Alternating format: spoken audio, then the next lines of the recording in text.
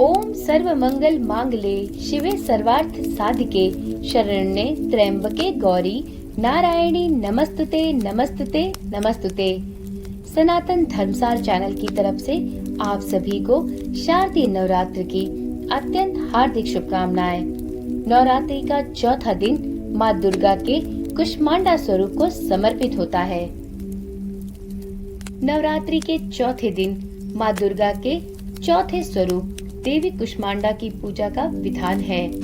देवी दुर्गा के सभी स्वरूपों में माँ कुष्मांडा का स्वरूप बहुत ही तेजस्वी है। माँ कुष्मांडा सूर्य के समान तेज वाली है। जगत जननी माँ जगदम्बा के चौथे स्वरूप का नाम कुष्मांडा है। अपनी मंद मुस्कान द्वारा संपूर्ण कुष्मांडा को उत्पन्न करने के कारण इन्हें कुष्मांडा देवी के नाम से अभिहित किया गया है। माँ कुष्मांडा की पूजा से बुद्धि का विकास होता है और जीवन में निर्णय लेने की शक्ति बढ़ती है। मित्रों, जिस प्रकार माँ के 9 अलग अलग रूपों की अलग अलग पूजा विधि है, ठीक इसी प्रकार माता के 9 स्वरूपों के 9 विशेष मंत्र एवं 9 अलग अलग स्तुतियाँ हैं। तो मित्रों, आज की वीडियो में हम सभी माँ दुर्गा के चौथे स्वरूप अर्थात माता कुष्मांडा के विशेष मंत्र स्तुति के साथ साथ माता की कथा का भी श्रवण करेंगे और वीडियो में माता कुष्मांडा की पूजा विधि के बारे में भी जानकारी प्राप्त करेंगे। तो चलिए सच्चे मन से और पूरी निष्ठा के साथ माता भगवती के इस चौथे स्वरूप अर्थात माता कुष्मांडा का हृदय में मनन करते हुए उनकी स्तुति प्रारंभ करते हैं। या देवी सर्वभूतेषु माँ कुष्मांडा रूपेण संस्थिता नमस्तस्यै नमस्तस्यै नमस्तस्यै नमो नमः। यदि अनाहत चक्र में ध्यान करके माता कुष्मांडा की साधना की जाए तो माता की कृपा से व्यक्ति के सभी रोग, दोष और शोक की निवृत्ति होती है। साथ में यश, बल एवं आयु की भी प्राप्ति होती है। माता कुष्मांडा का मंत्र है ओम ऐं ह्रीं क्लीं कुष्मांडाय नमः। अब सुनते हैं माता कुष्मांडा की कथा। माता कुष्मांडा अपनी मंद एवं हल्की मुस्कान के द्वारा अंड यानी ब्रह्मांड को उत्पन्न करने के कारण कुष्मांडा नाम से जानी जाती हैं। इन्हें दुखों को हरने वाली माँ भी कहा जाता है। सूर्य इनका निवास स्थान माना गया है, इसलिए माता के इस स्वरूप के पीछे सूर्य का तेज दर्शाया जाता है। इनके 8 हाथ हैं और सवारी इनकी शेर है। माता कुष्मांडा की 8 भुजाएं होने के कारण इन्हें अष्टभुजा के नाम से भी जाना जाता है। इनके 7 हाथों में क्रमशः कमंडल, धनुष, बाण, कमल पुष्प, अमृत पूर्ण कलश, चक्र तथा गदा है। 8वें हाथ में सभी सिद्धियों और निधियों को देने वाली जपमाला है। इस देवी का वाहन सिंह है और इन्हें कुम्हड़े की बलि अत्यंत प्रिय है। संस्कृत में कुम्हड़े को कुष्मांड कहते हैं, इसलिए इस देवी को कुष्मांडा कहते हैं। इस देवी का वास सूर्य मंडल के भीतर लोक में है। सूर्य लोक में रहने की शक्ति क्षमता केवल इन्हीं में है, इसलिए इनके शरीर की कांति और प्रभा सूर्य की भांति ही दैदीप्यमान है।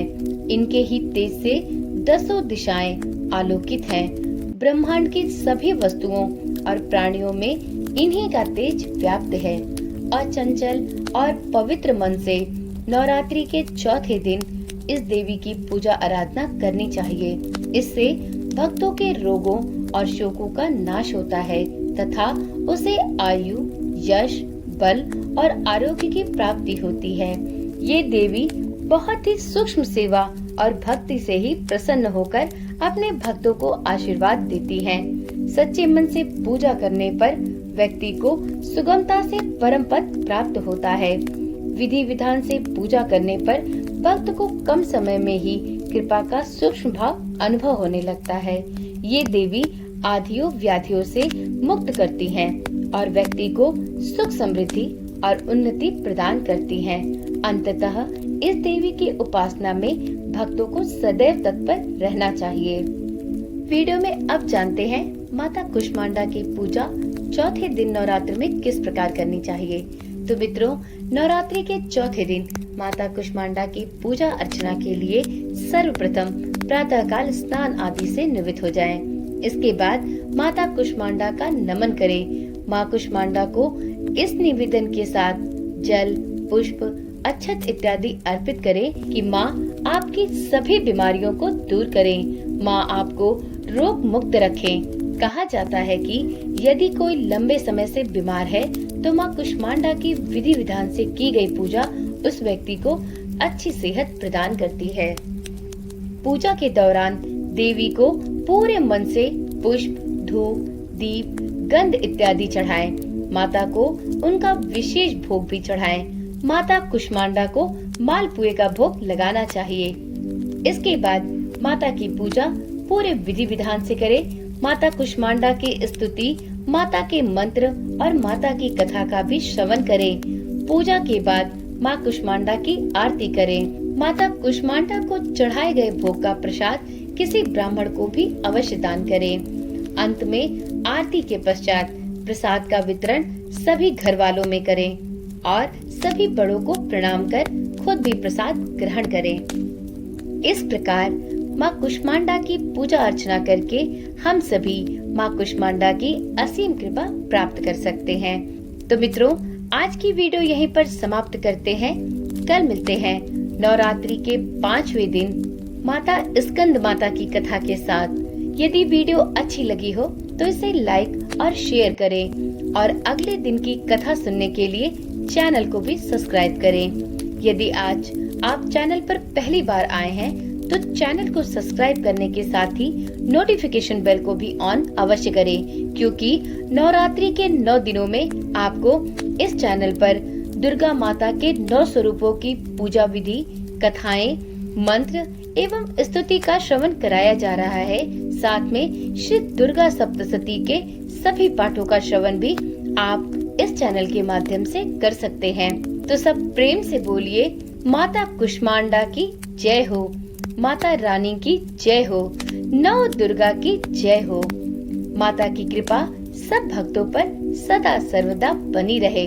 माता का जयकारा लगाए बिना कहीं मत जाइएगा। तो बोल सांचे दरबार की जय।